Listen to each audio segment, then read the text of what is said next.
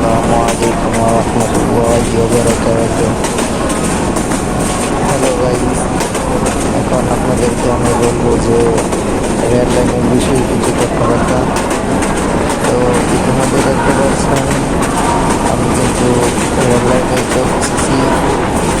তো ভালো মতো ভিডিওটা করতে পারি নাই, যেহেতু চলতি গাড়ি হাত থেকে ফোনটা পড়ে যাওয়ার সম্ভাবনা আছে। এটা ডাইরেক্ট গাড়ি, তো এটা কোনো স্লোভাবে চলে না, তাই ভিডিওটা হয়তো একটু খারাপ করতে পারে আপনাদের কাছে, তার জন্য সরি।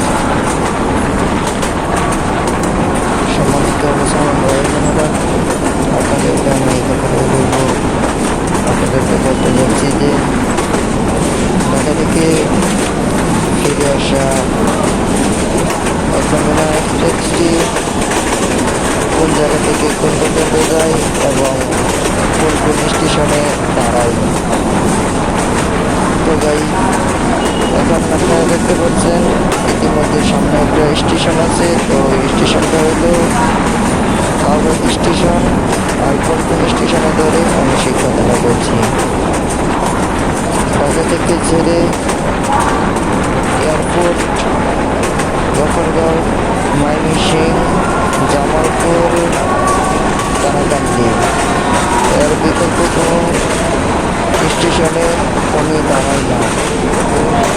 যে সকল যাত্রীবৃন্দগণ এখন এক্সপ্রেসে আসার জন্য চিন্তা করছেন, তাদেরকে বলতেছি আপনারা খুবই সাবধানে চলাফেরা করবেন এই গাড়িটা দিয়ে। অনেক সময় অনেকজনে বোঝে না, ভুল করে ভুলে উঠে যায়। তাদেরকে ধন্যবাদ।